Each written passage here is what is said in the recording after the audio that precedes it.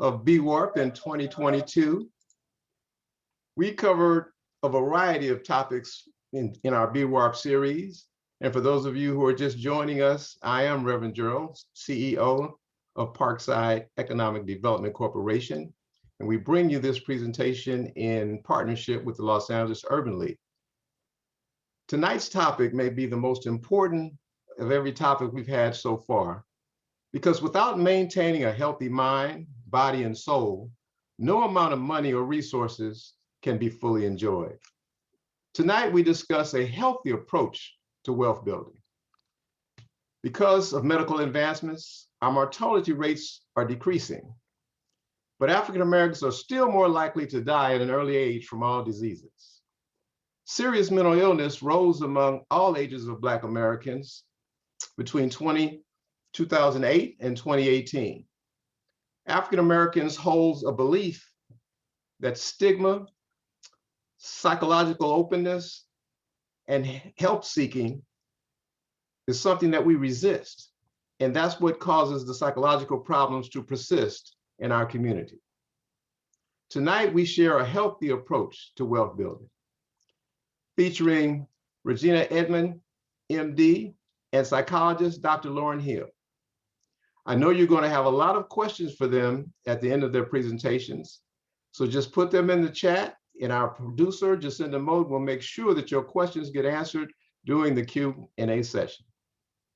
Our first presenter is Regina L Edmond Md, an exemplary obstetrician and gynecologist in our community. Dr. Edmond received her Bachelor of Science degree in biology from Spelman College, and then attended Michigan State University College of Human Medicine to obtain her medical degree. She is currently on staff at Cedars-Sinai Medical Center and maintains a private practice in West Hollywood that she's had for over 10 years. Dr. Edmond incorporates nutritional, emotional, and social factors as a part of our holistic approach to individualized care for her patients. Dr. Edmonds, welcome to BWARP. We're looking forward to your presentation. Happy to be here. Thank you so much for inviting me.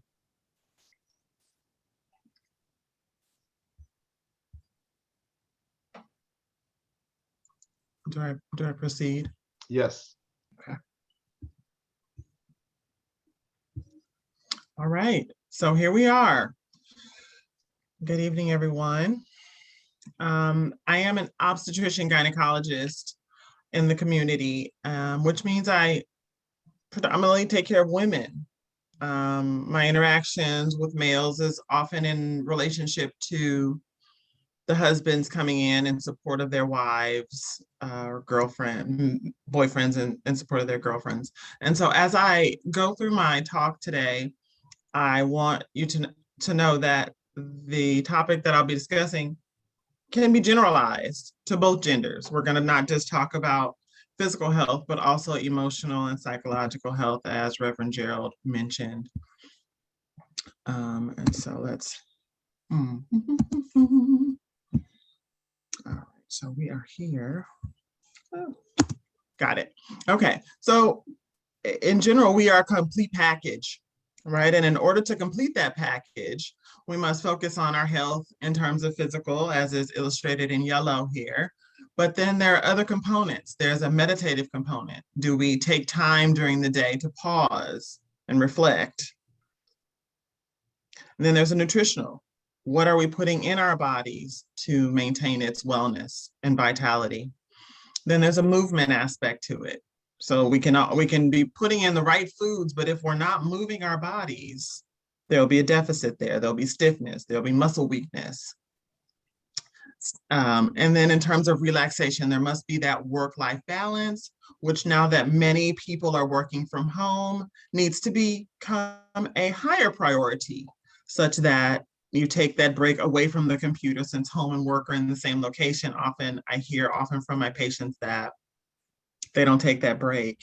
There's no bio break, as one of my colleagues stated so proficiently. All right, moving on. So in terms of our roles, again, this is gender-based, but it can be generalized for all people, because we have so many roles in our lives. And in some of our cases, we are mothers, we're sisters, where wives, daughters, friends, partners, granddaughters, workers, caregivers, and grandmothers. But in order to balance all of our roles, excuse me, I'm going to take a sip of water here. In order to balance all of the demands that are on us, it's important to prioritize our passion and our peace in order to get to that prosperity that we all seek to have. And that definitely comes from balancing. So I will kind of break down each one of those 5 pieces of the pie that I illustrated in the initial slide, starting with nutrition. What are we putting in? What do we choose? And so in terms of choices, there are so many in terms of, there's the trendy things, paleo or keto, that many may be hearing about in the media, where you avoid carbs and focus on proteins, which can be valuable, but recommended on a short term, not as a long-term option for health maintenance. Then there's a vegetarian or vegan option, where you avoid meat products or meat byproducts, which can provide health, but you must certainly be cautious and careful to replace certain nutrients to make sure you don't become deficient. Just being vegan or vegetarian, people associate with being healthier, but it is not always the case if not done in a balanced fashion. And then there's a regular diet where you eat whatever you want with monitoring your portions and regulate the timing of your meals. So in terms of some principles for healthy eating, organic is preferred in some cases because it minimizes the exposure to pesticides. Farm to table, which also minimizes the processing in between, right? You get it from the farm, get it to your table without it going through so many different steps. Using fresh ingredients, responsibly sourced foods. We're so fortunate, for those of us who are listening from California, where we have access to the farms that actually grow the food. And if you have access to a farmer's market, I highly recommend that, because you get a chance to participate in supporting growers in our community. And as well as having your own garden, an urban garden, which is also relatively simple to do as well. And then make your own meals. Oh, no, it says make your meals mirror your activity. So if you're going to be very busy, eat more. In some cases, many people who are busy, and I talk to them, I'm like, have you eaten? What are you eating? They say, no, because I'm so busy, I can't eat. But the best way to maintain your health, which then becomes your wealth, is to eat in mirror fashion to the amount of energy you are planning to expend. And then in terms of caffeine and alcohol, I put minimize that, because in many cases, caffeine not only can be a stimulant, if taken in too high a dose, can interrupt your sleep.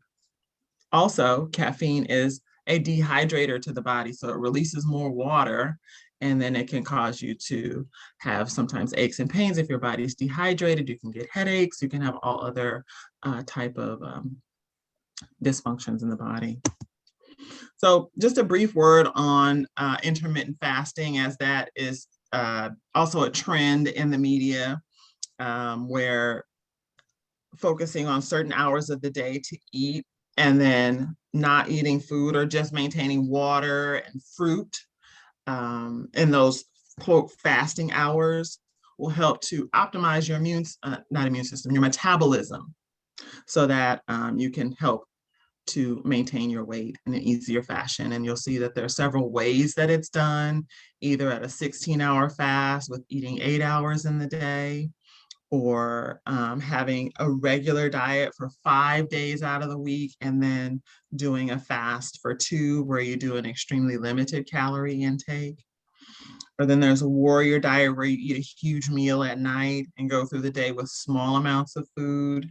These, and as I mentioned these, if you have any health conditions, any type of medication that you're taking that requires you to take it with food, these diets may not be recommended for you. So certainly before you do anything like this, check with your healthcare provider for guidance.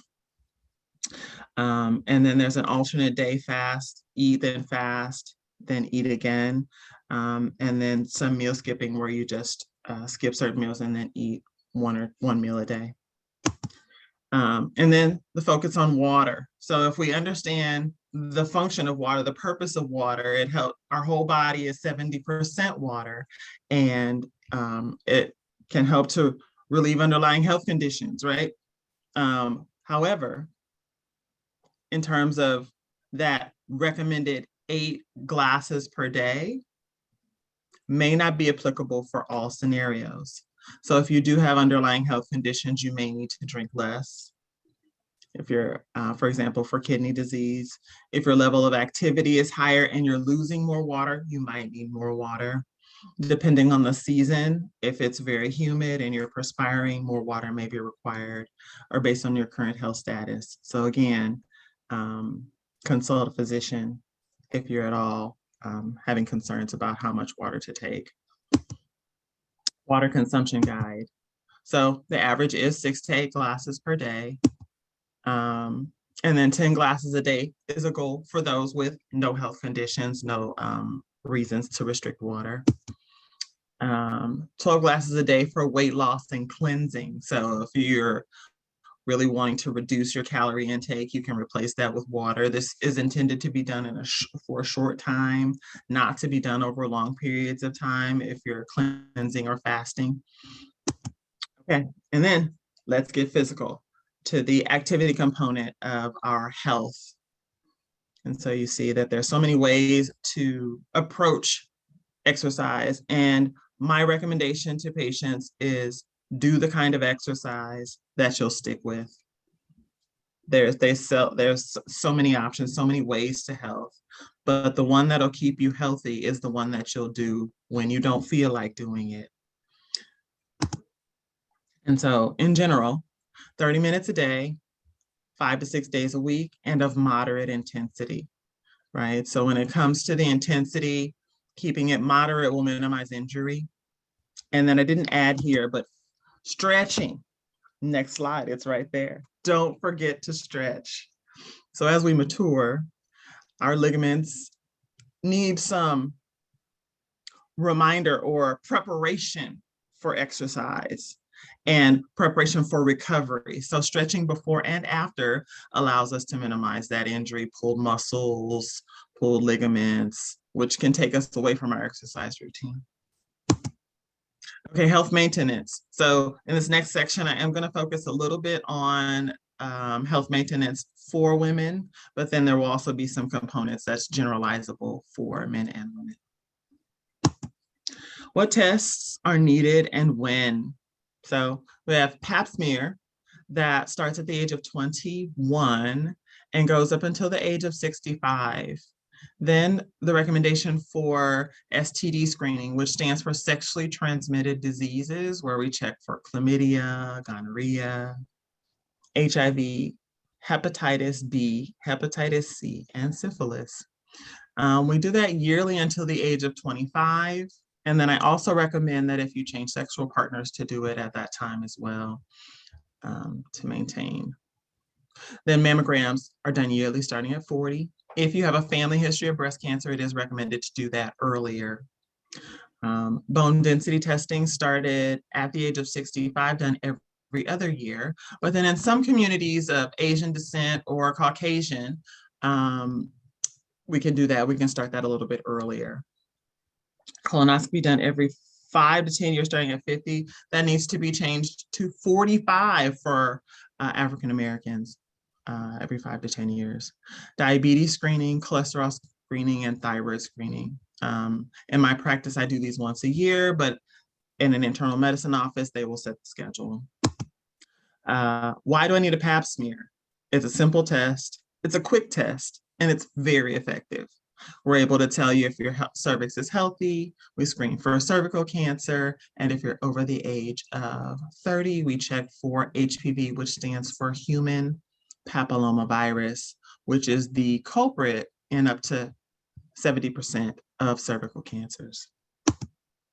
Go get tested, because ultimately what's love got to do with it when it comes to our health? And in terms of infections that affect women, it becomes very symptomatic. It can require, if it goes untreated, you'd have to go to the hospital and need antibiotics, and it can become a very serious thing, and in rare occasions require surgery. So it's very easy to get tested. A quick urine test, a quick blood test will give all the information you need. Mammogram. Okay, so starting at 40, and I know some women avoid this because of the pain or discomfort associated with it, but it's a 5-minute test, ladies? Isn't that about right? You go there, it's not pleasant. We don't do it because it's pleasant. We do it because we want to make sure that we're healthy. So best time for those who are still having periods, the recommendation is to do it right after the period is finished. That way the breasts are less sensitive. You can get the information and make sure you're okay. So you start at 40. We do it earlier if you have a lump or if your family history dictates. And then the doctor should do a self-breast exam. Well, clinical breast exam is what the doctor does. Self-breast exam is what you do in the shower once a month. It's the gold standard. You may hear about thermography, ultrasound, MRI, all of those things can have use, but the gold standard is to do the mammogram. Low radiation, and again, you may need an ultrasound if the radiologist suggests. And we can do some genetic testing to help with your risk status and the frequency of your mammograms based on your family history. Osteoporosis screening. Am I at risk for a fracture? So as we get older, our bones weaken. We need to get that done every other year. Asian and Caucasian women are screened earlier because they are at a higher risk. Hey, colonoscopy. Now, this is the one test that I think of all the screenings that patients tend to avoid because of the old theory regarding the horrible preparation, where they're stuck at home, stuck on the toilet in preparation for the colonoscopy. They've changed that since the old days, and it's something that can be done easily. You drink some Gatorade, you put the little medicine inside to help you go to the bathroom. It's less disruptive than it has ever been. So there's no excuse, no reason why you can't go in and get this test done. It's the gold standard. They look inside, look all the way around in your colon, look for polyps, which is how cancer starts. It starts as a little tiny growth the size of a pea. They can biopsy it and often take it away and prevent you from having to have much more invasive procedures later on. Why am I gaining weight, doc? So that's a common question that I get in my office. And I think, in our world, we want to keep our bodies in shape, and we use weight as that indicator. So we talk about some of the things that impact our weight. High cholesterol, we want to make sure it's below 200. Diabetes, make sure your blood sugar is less than 120, and that the hemoglobin A1C. So what is that? That's a marker for the amount of sugar in your blood. Needs to stay below 5.4%. Then we look at the thyroid. Sometimes if our thyroid is sluggish, we're not able to lose weight, our metabolism is lower, so your doctor should check on that as well. Okay, so then we move on. Some time for R&R. How many of us on this call take some time every day for ourselves? Sometimes it's easier if we're not working, but it's really important regardless to take that time. And it doesn't have to be long, but it does have to be deliberate in some cases for those who are busy, myself included. A spa day, if you have a whole day to take time for yourself. Staycation, this was during COVID where staycation was the only option. Vacation, now that things are opening up, you can take that time to sleep in, you can read. But my recommendation is to avoid technology, because we spend so much time on technology, and we have to get back to basics in order to get back to ourselves and get grounded.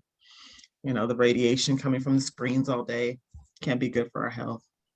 But going outside and playing, remember how when we were children, we go outside and play, we restored ourselves. We always were happy when we came in from playing. So getting back to that will help to restore us. Okay, so we covered a lot of ground. And one of the key things before we go into the meditative piece is, wealth and cost of things, right? So we mentioned a lot of health maintenance.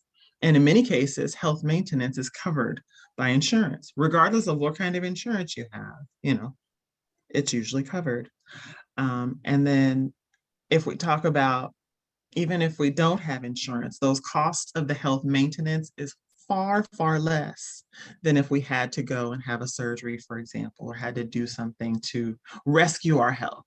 So keep that in mind. Be grateful for the health that we have and know that it's easy to maintain, but very expensive and very difficult to fight back when health is evading us to get us back in balance. So do our best to stay in balance. And so as I begin to close, we're going to take a moment and settle ourselves in our chair and remember that we have the key to balancing ourselves at every moment. To take that breath, just take a deep breath in together here and let it out. And what you've done in that moment is you've taken time to acknowledge the connection between the invisible and you. And you've taken another moment to release anything that's other than the divine, right? Because we must stay connected. We are inextricably connected already, but if we consciously take a moment to connect to that, it will help us stay in balance. It's all about balance. And so I want to thank you all for your time and attention. And I'd love to answer questions later, but I'll turn the floor back over. Thank you, Dr. Edmond, Welcome. for that great presentation. And I especially like the part about the relaxation and taking a breath. It is very important that we let go of all that tension and release every single day and take some time, quiet time, every time we get a chance throughout the day. So our next presenter is Dr. Lauren M. Hill. I should say Dr. Lauren M. Hill. She's a licensed clinical psychologist in private practice. She's held several positions in academia, most recently the director of the forensic psychology at Fielding Graduate University. Prior to that appointment, Dr. Hill was department chair and director of the Forensic Training Institute at the Chicago School of Professional Psychology, Los Angeles campus. Dr. Hill's passion is to identify and build relationships to provide the underserved and under-resourced community members with information about the importance of mental health and mental wellness. Dr. Hill, thank you for being with us today. It's time for you now to let us know how we can keep our minds focused in the right direction and overcome all of the stress and strain that this life puts upon us. Thank you so much, Reverend Gerald, and thank you to my colleague, Dr. Edmonds, for that wonderful presentation on physical health.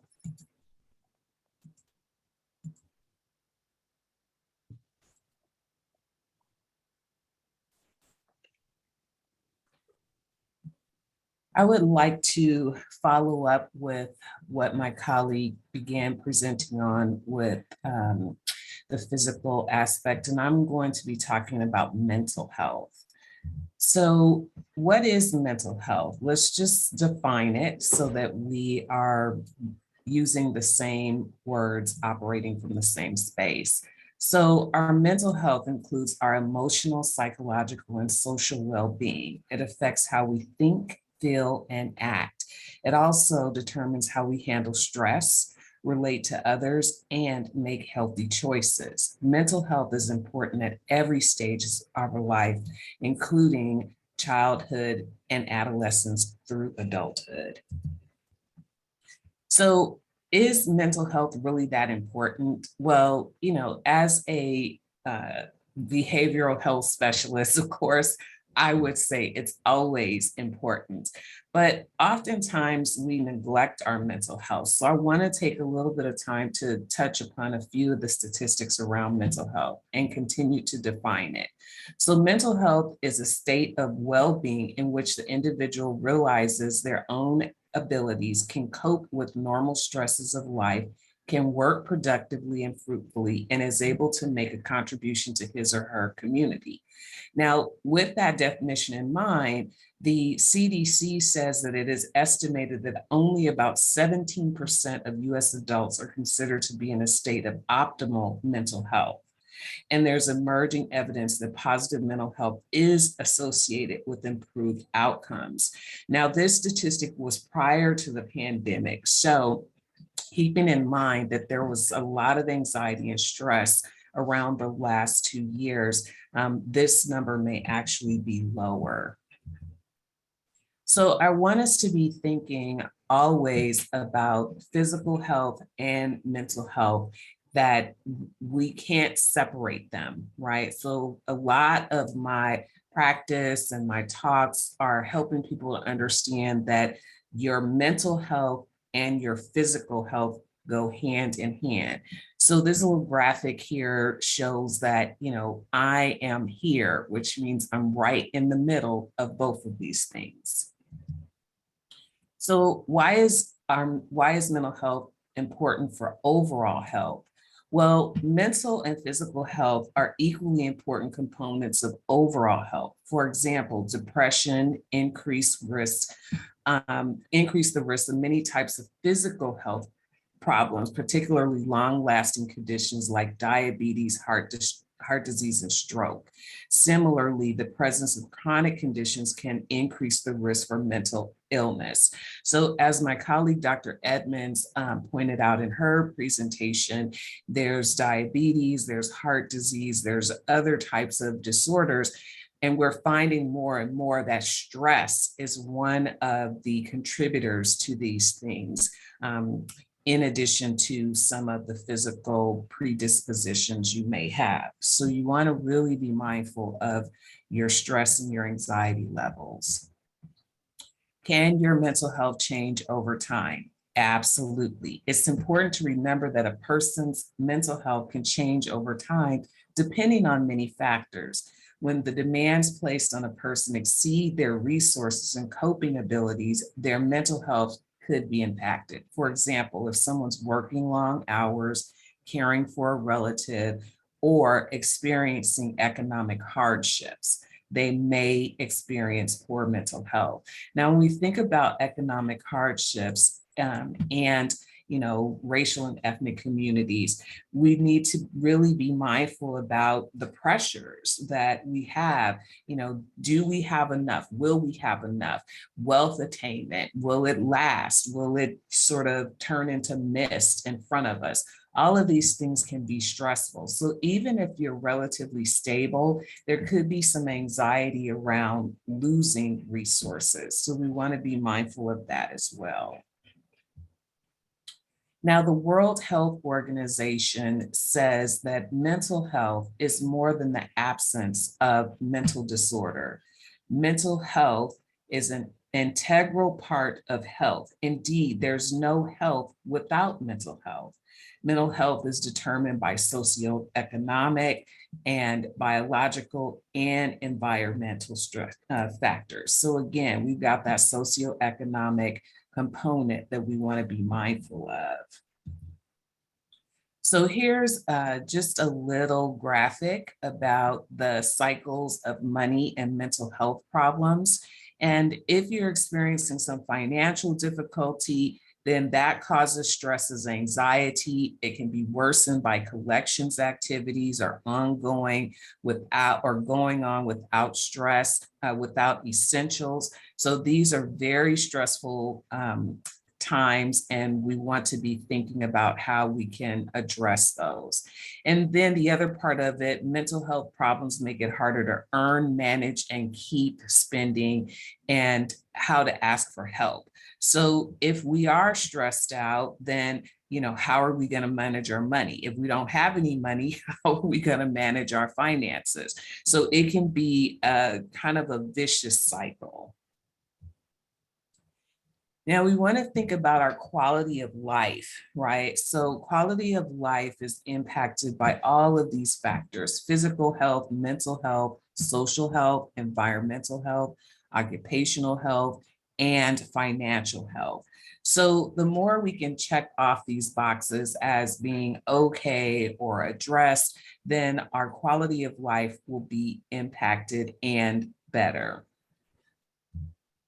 So what can we do now? Well, we just had a great breathing exercise. We have to always remember that breathing can solve a lot of issues, especially if you're stressed or you're feeling anxious. If you just get in tune to your body and breathe, I usually say take 5 deep breaths. As Dr. Edmonds took us through a breathing exercise where we did 1 breath, we might have found that that was calming. So imagine if you take 5 breaths. There's some other things that I've put here that really don't have anything to do with money, right? So oftentimes we're so tied to how much money we have or how much we don't have. And some of these things that we are looking here on this list and the list that follow have nothing to do with money. So value yourself. Know that you are valuable. Give of yourself. You can volunteer. You can think of ways in which you can give to others. Set realistic goals at anything that you're doing, whether it's a financial goal or whether it's a personal goal, like going back to school or taking some courses. Take care of your body. Like Dr. Edmonds said, a spa day or at least a respite, right, throughout the day. Learn how to deal with your stress. Break up the monotony. So step away from the computer, step away from the, from your phone, all kind of technology, just tune out for a little while.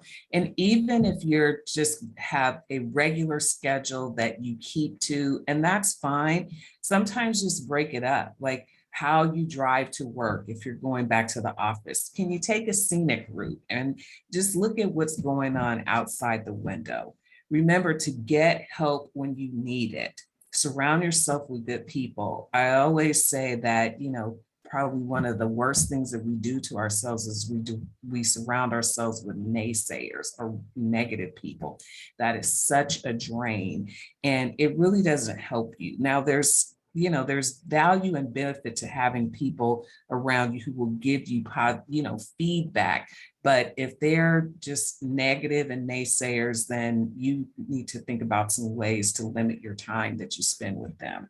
Quiet your mind. You can do this by meditating. Some people tell me, Dr. Hill, I can't meditate. I've never been able to do it. So I understand that, but there's ways in which you can quiet your mind by simply taking a walk or going outside and just looking up at the sky. And remember, as Dr. Edmonds said, there were times when we can think about how we were children and how we used to play or how we can be childlike. And so just unplugging from some of the stressors and quieting your mind for a little while. And one of the things that I say to some of my clients is keep a gratitude journal. So every night before you go to bed, write 5 things in your journal that you're grateful for. It could be a little difficult in the beginning if you're having a challenging time, but there are some things you can all be grateful for. So think about that.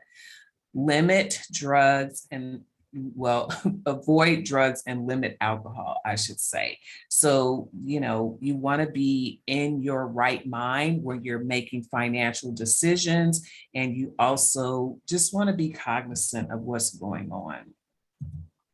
So here's some other things that you can do now. Take time out for yourself, connect with others, participate and share interests. So during the pandemic, I think one of the positive unintended consequences was that people were coming up with all sorts of things to do at home that they had never thought about. Adult coloring books, baking, cooking, gardening. So I would recommend that you try to find something that is fun and interesting and can just give you a break, right?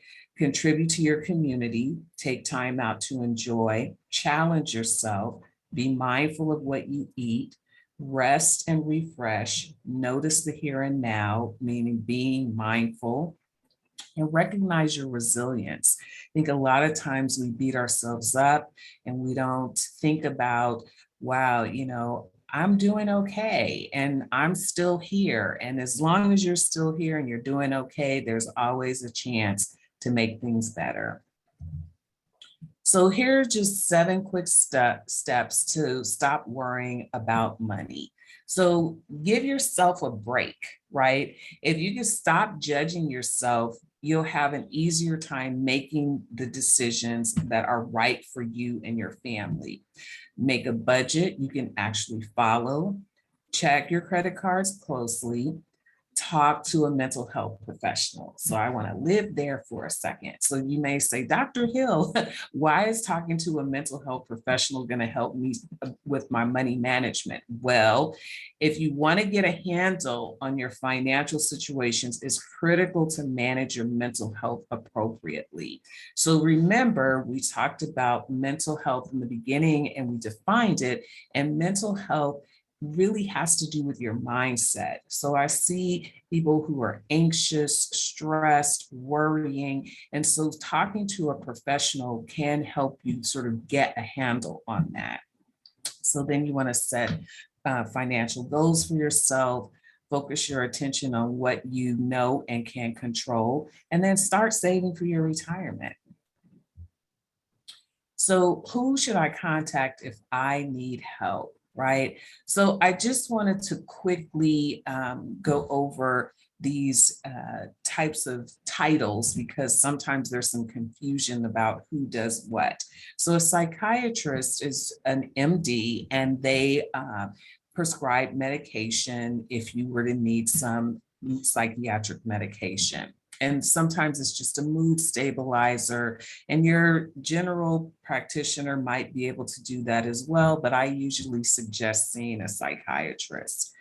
You can see a psychologist. A psychologist is someone like myself who specializes in different areas or is a general clinician. You usually go in, talk to them, put together a treatment plan. They may work in tandem with a psychiatrist.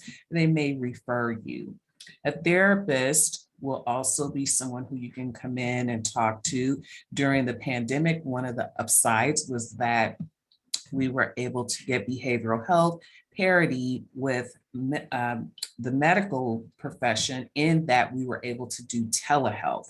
So you may now be able to see someone through your insurance through telehealth. And then we have counselors, and those are usually master level individuals like the therapist. There's peer support. A peer support is someone who is, not a credentialed or licensed person, but they may have gone through something you've gone through, and then you can talk to them about the different aspects. There's various self-help groups, and then there's the National Institute on Mental Health, American Psychological Association. If you want to find a therapist, you can look into Psychology Today. And then if you have a loved one that has some mental health issues, or if you just want to find out more about mental health, you can look at the National Alliance on Mental Illness. And so that brings me to the end of our presentation. And this is just a little bit about myself. And Reverend Gerald introduced me earlier, but if you want to find out more, you can look me up online or you can go to theacclivity.com.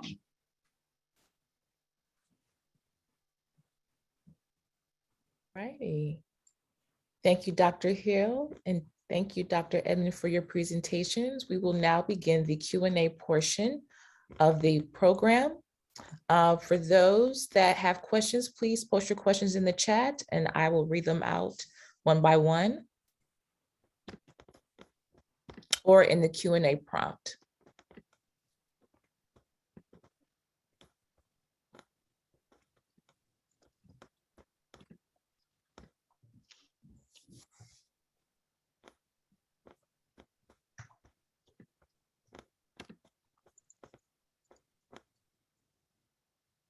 Any questions, anyone?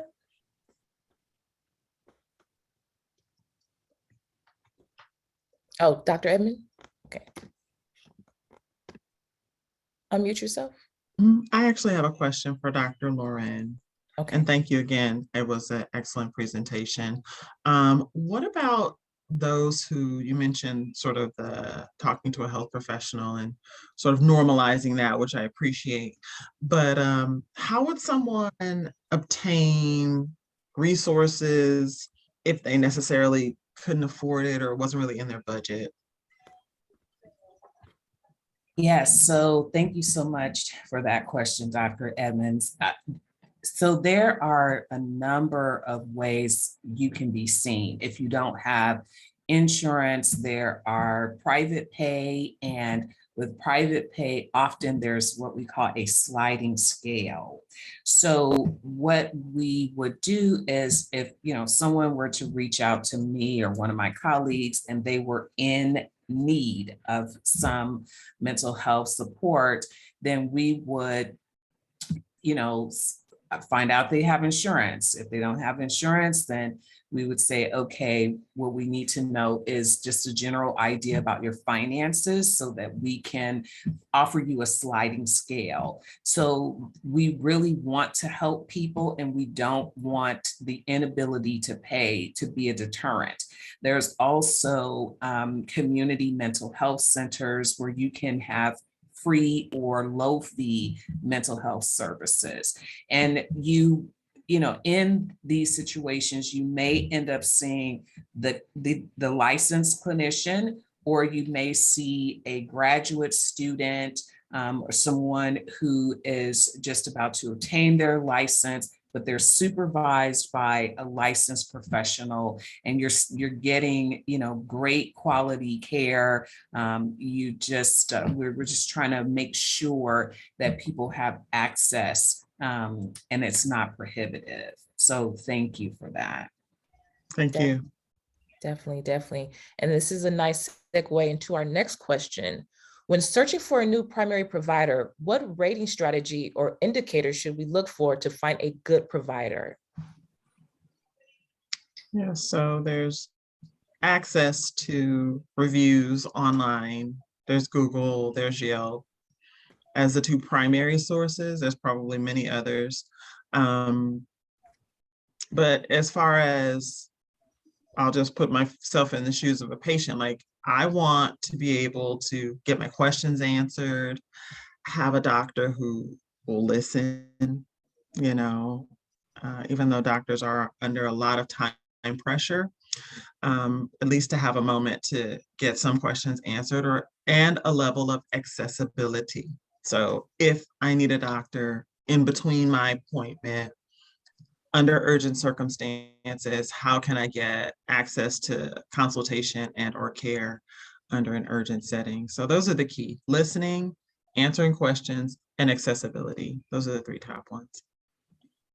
And for mental behavioral health, I would say the same thing. You can find online reviews. The resource that I put up in the PowerPoint was Psychology Today, and Psychology Today vets everyone who's listed there, and you can also oftentimes have a free consultation to see if it's a good fit, if the person is actually specializing in the area that you need assistance with. That's something to be mindful of as well. All righty.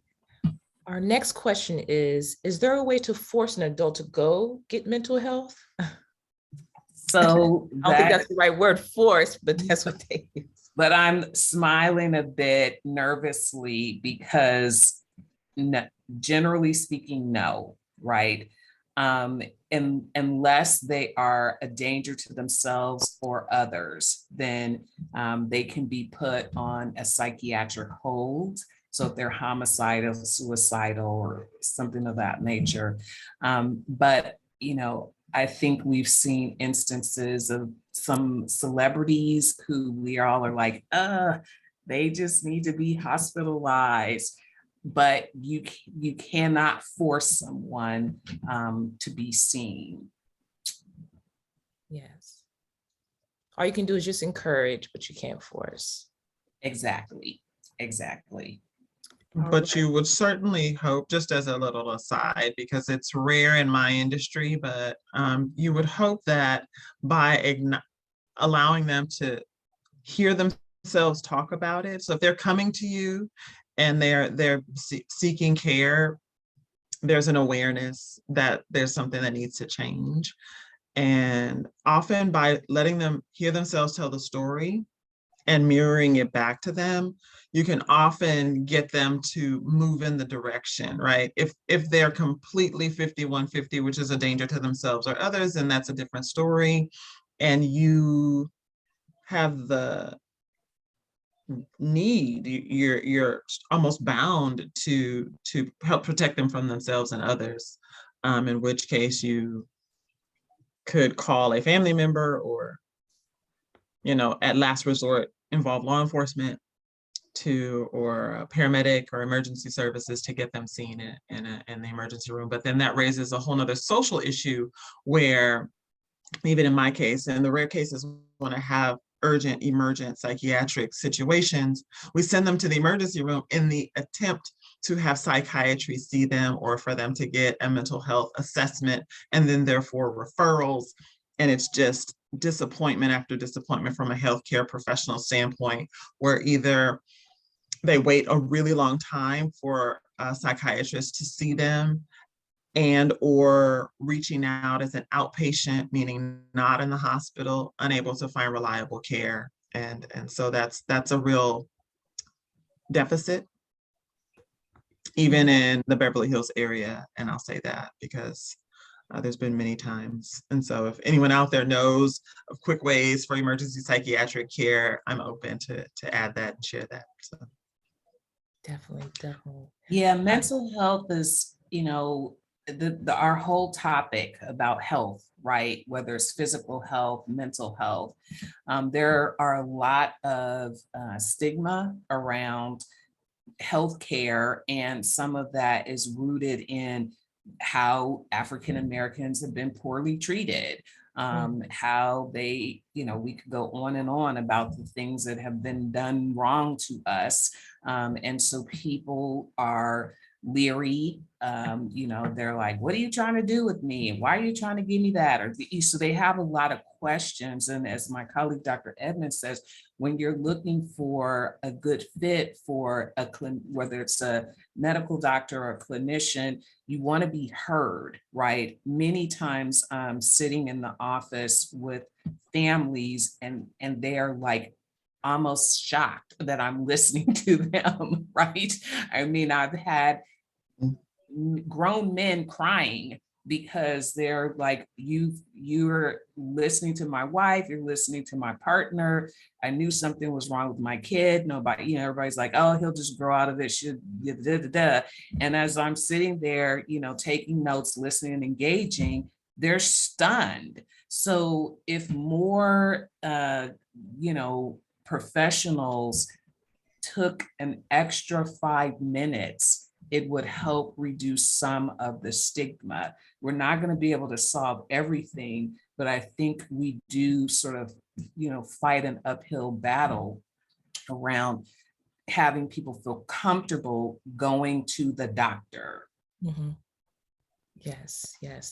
Now I'm seeing a few people speaking about relaxation and, trouble with sleeping. And, they say sleep is the cousin of death, with that hustler mentality, spirit. And, a few people are asking, how can they break out of that hustling, grinding mentality and because they feel like they're wasting time if they're not being productive. So I'm going to jump in with that. And I know my colleague, Dr. Edmonds, is going to follow up with the physical aspect, but that myth needs to be dispelled. It needs to be busted. There's so much science around sleep and rest. One of the things that we had to study about in our licensure, which is 175 years ago for me, but I remember saying, part of it was like rest is restorative. Like that was one of the things that I had in my head about it. And I think it's important to understand sleep hygiene. Like you need rest. Now, there is no magic number. Everybody is different, right? So some people require more, some people require less, but you have to have a darkened room. You shouldn't have a TV in a room. You shouldn't bring your cell phone in the room. There's so many things that keep your brain wired that even if you're in the bed, you're not reaching those deep sleep levels which you need for health, right? So this is one of the areas that I'm very passionate about. And when I was doing some research, not quite 175 years ago, maybe 100 years ago, I learned that having a TV in your room was not healthy. So I have not had, there's no TVs in any of the bedrooms in my house, because that screen, that blue screen, even when it's off, it's still emitting, things that interrupt your brain waves. So I think, again, it's important to pare down and rest and get healthy sleep and get healthy sleep hygiene. And sorry, Dr. Edmonds, don't mean to, but it is important. That was excellent. That was excellent. And I even learned something. So for all of you listening, the TV still releases radiation when it's off or emits energy. Like, I'm in shock. So that's really insightful.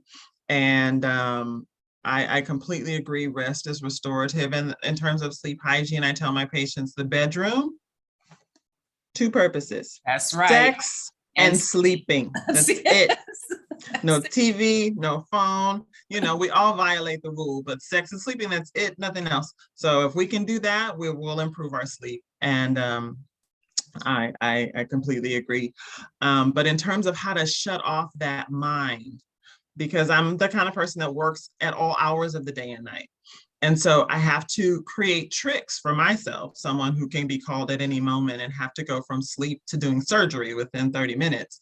It requires a special trick, right? And so when it's time to shut down, I have to use music or aromatherapy, and all these things are free, right? I mean, maybe not free, but it's low cost. You can get your aromatherapy $5 at the drugstore. A little lavender, a little peppermint will bring you right down. Then you can use water, right? Take a hot shower, kind of rub the lotion in, like massage your body, massage your feet. All the nerves end in your feet. So if you want to really unwire yourself, rub your feet 2-3 minutes in the evening to unwind. Excellent way to unwind. Some say melatonin plus or minus, you can have your own experience with that. But then when it's time to go down, here comes the breath again. We talked about it, both of us, Lorena and I. So breathing, you don't even need a timer, but if you just focus in, 4 beats in, hold for 4 beats out, you will rewire your body within 60 seconds. And then all of a sudden you're gone and you don't even know what happened. So really work on those things that are readily available. Music, breathing, massage, hot shower, aromatherapy. The list is long. Pick one and have an experience. And in terms of the bedroom, for those of you who do have TVs in your bedroom and you're not going to check them, a trick is to just put a sheet or a blanket or something over it before you go to bed, and that will resolve the issue as well. Definitely. Oh, this is a really great question. Since the pandemic, some students have become isolated with remote learning and school closures. Do you know of any national groups that minority women, young college-age students can get together to build social and mental wellness? Such groups' opportunities do not exist at their college, which is disappointing. So offhand, I can't name any national groups, but if someone wants to email me, directly, I can definitely find something. And some schools have affinity groups now, not all of them, but it might be, okay to look into starting one at the university that the person who has the question is from, because they may be able to get some funding for that. Good point.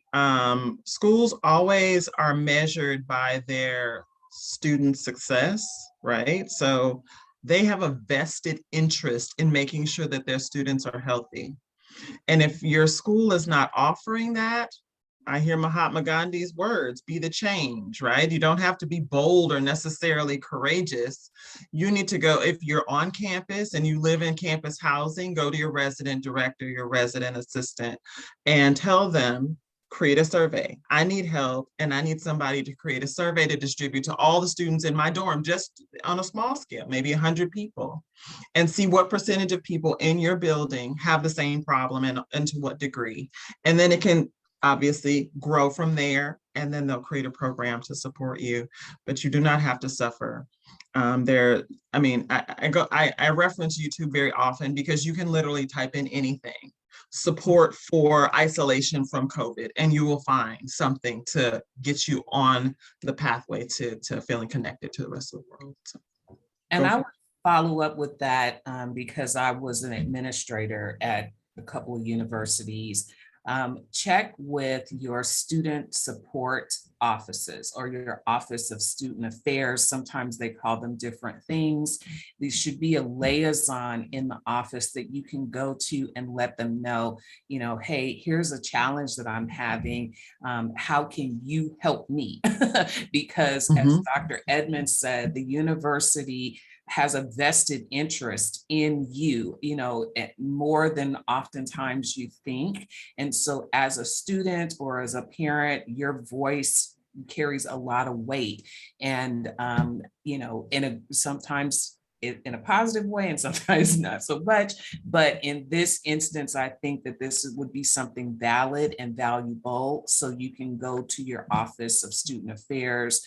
There should be a dean of student affairs or whoever's in there, and let them know. And that's where, when I said there, you may be able to get some funding behind, the money flows through that office for student activities. So like if you have your BSU or, these other types of groups, or even if there's an affinity group, you can get money for like pizza and whatever, right? So, so definitely utilize that resource at your university. Great advice, ladies. So earlier we were speaking about indicators and strategies to find, a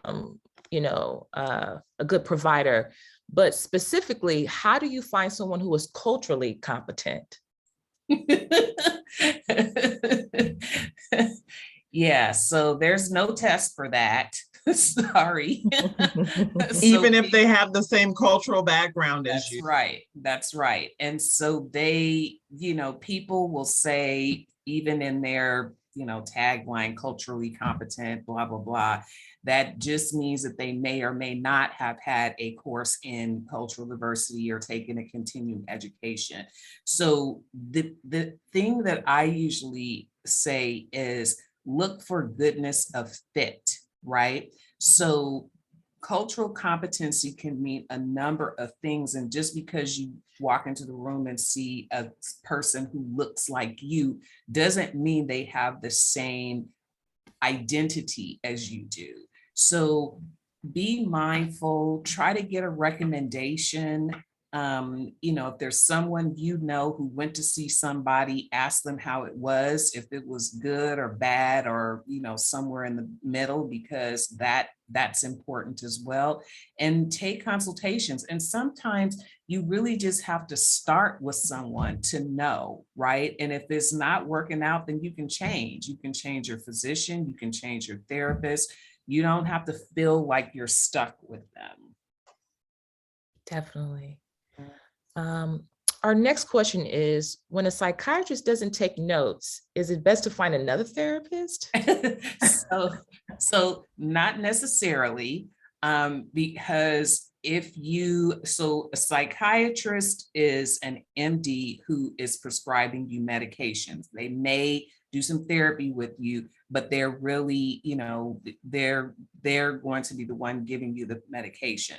So there should be some note taking at some point, but it may be after you leave the room. So I don't do therapy anymore, but because I've done it for almost 30 years, I don't take notes during the sessions, right? It's all in here.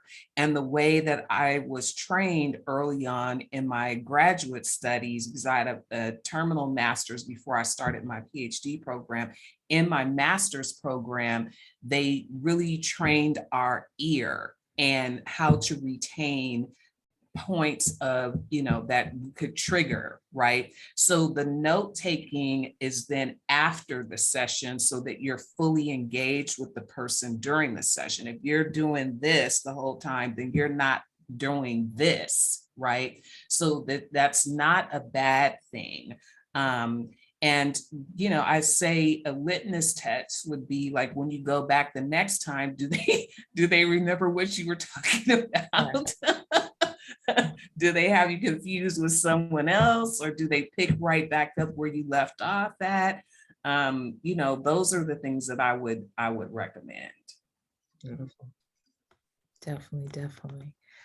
Next question. I just started seeing a therapist. She doesn't take insurance. I end up paying $100 per session. Why is that? So I don't know exactly, but in your intake or your first session during your consultation, there should have been a discussion about insurance and fees. So if that number was a surprise to you, then that I think that maybe should have been handled a little differently. But if you are sort of an out-of-pocket cash pay, that is actually on the low end. Mhm. So they are cutting you a break. And if that's still too much for you, see if there's any room for negotiation on the price. Okay. Now, for those that are asking about the replay of this session, yes, it will be available. The Urban League will be emailing everyone once it's available, and they've posted it on their YouTube page. And I see a question here. Dr. Hill, are you accepting new patients? So no, I'm not. I actually specialize in neurodevelopmental testing and assessment. So I don't do therapy anymore.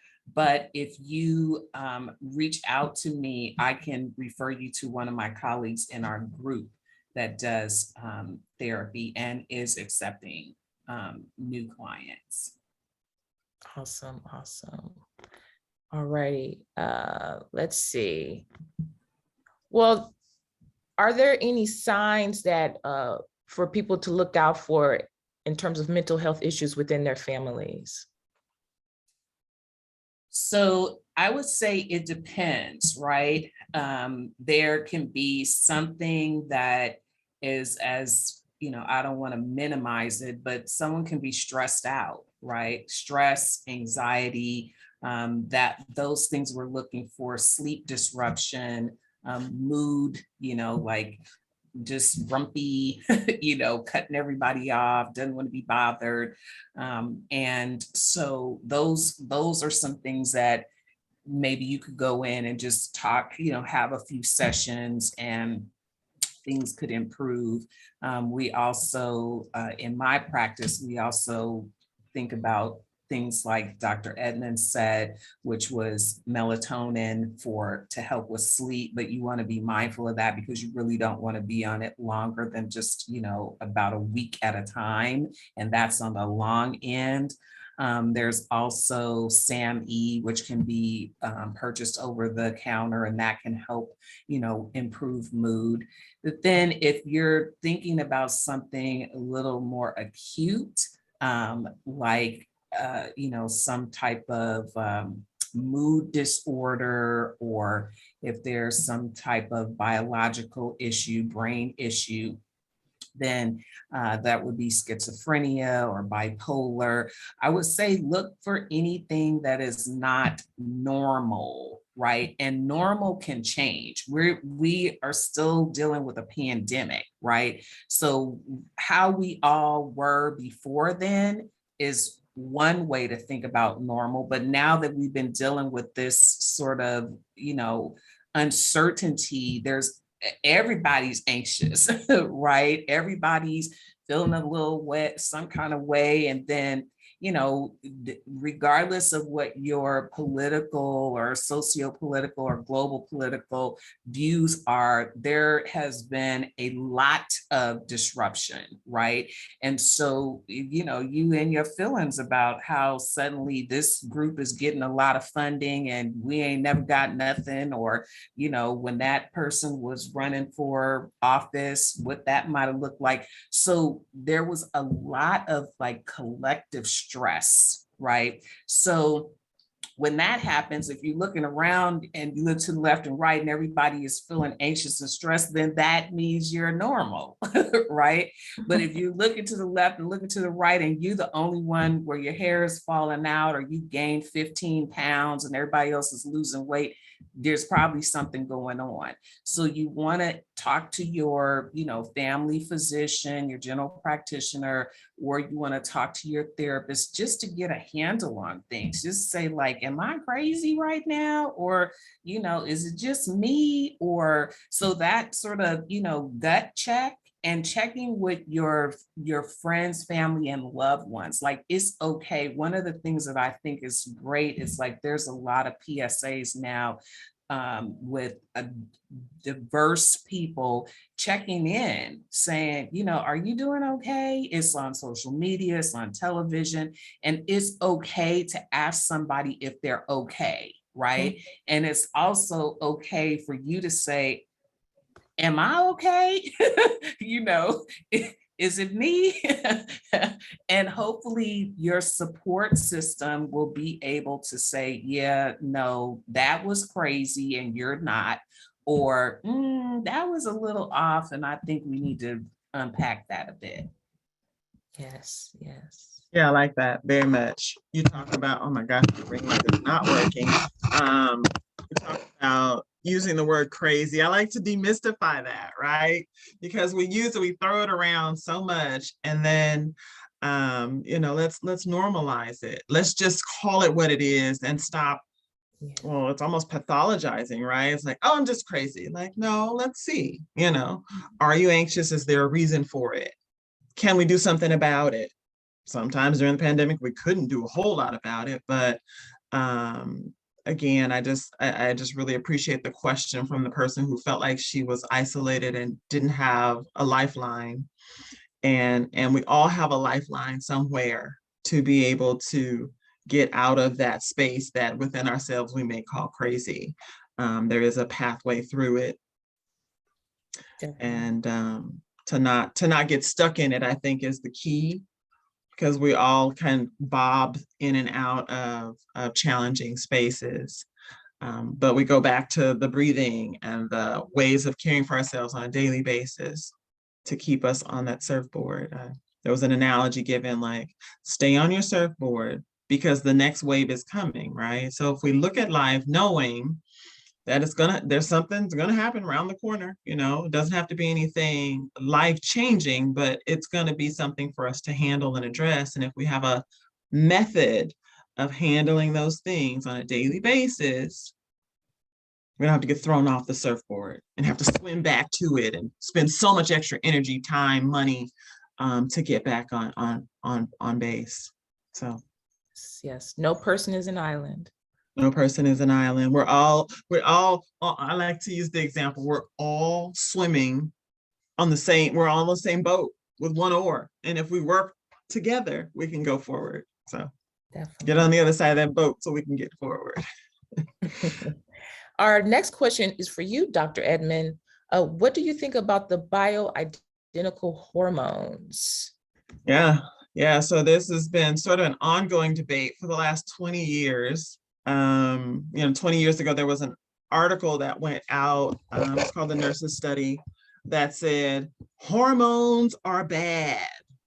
And so it put all the research on hormones, the improvement that it used to help improve hot flashes and all the changes that women go through, it turned it on its heels. We had to roll it all back. People were stopping hormones. But then later on, maybe 4 or 5 years after that, they said, okay, it's not that they're bad, just in certain people, smokers or people who have other health conditions, that it may not be okay. It can increase your risk for heart attack, stroke. Be careful. So this person, I saw in the message that she was 66 years old. So when it comes to starting hormones, the ideal time, and I screen for this in my patients, is as that transition is happening. So the average age for menopause is 51 and a half.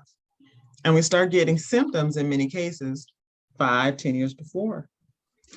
And so if we find out that, it can show up in many ways: poor concentration, can't remember, poor focus, can't sleep, snapping, getting angry. And so some of those we think, okay, that's crazy, right?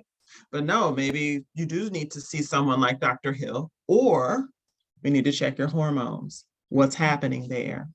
And so there's many ways to correct that through diet, exercise, lifestyle change, being aware, giving yourself the space you need if you're, if it's too much intensity, to pull away and take a break, take a breather. All these things sound so like blasé, passé, but they do really, if implemented consistently, can provide a significant benefit. So in a direct answer to your question, bioidentical hormones use the same ingredients as the prescription pills. So it's just a matter of the bioidenticals being able to be adjusted and customized for what you need. And so that's what makes it more attractive. It's not that they're more natural, which is the word they used to use. They're natural on the natural hormones. Like, okay. It's just able to be used as a topical. You can put it on your skin. It can be injected as a pellet in your hip. It can be put as a drop underneath your tongue. It can be put on as a patch. And then there's the traditional pill form. But in terms of starting it over the age of 65, I do not recommend. Why? Because the transition of menopause is generally complete by 60. And so if you're having challenges related to other symptoms, we have to get a little more specific. Hot flashes, for example. We know that hot flashes can be triggered by alcohol and caffeine. I don't know if any women out there have had a personal experience where when they drink a glass of wine, they start sweating. And so that tells you that activates hot flashes, and caffeine is also another culprit. So I'd say stop those things, get into a daily exercise routine to help balance your body. And let's look at what you're putting in your mouth, because I can identify some of the foods that are contributing to your hot flashes and correct some of that. So that's it. Righty. Thank you. For our next question, how fast should I run from my psychiatrist who gives no feedback? I saw that. Real fast. Yes, run, do not walk. No, but one of the things that you can try to do before you run from them is have a conversation with them and say, I've been coming here for, I don't know, and however long I've been coming here, and I feel like, and it seems like, I'm just in telling you one thing and you're not saying anything. It's not a dialogue, right? We're not having a conversation. It's a monologue, me to you. And so I, would like to know if there's any way that we can have a discussion.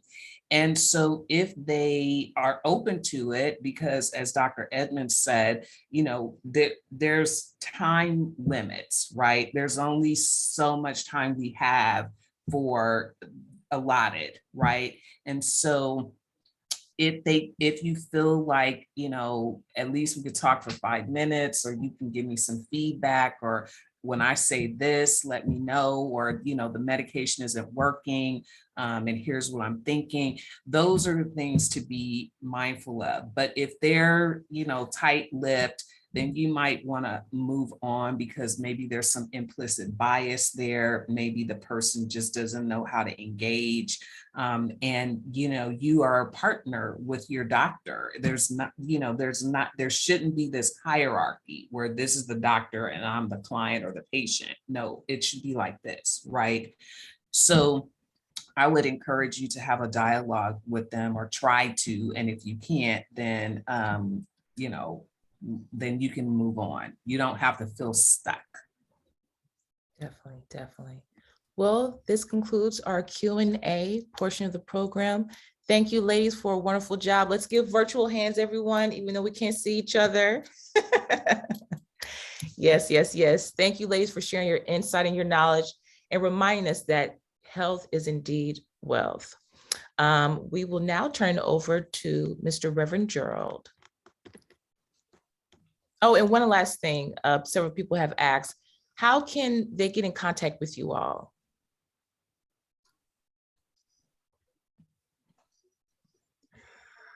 I have a website, and it's www. We can type it up in the response to the chat. I'll type it here. .edmondobgyn.com. So you can go there.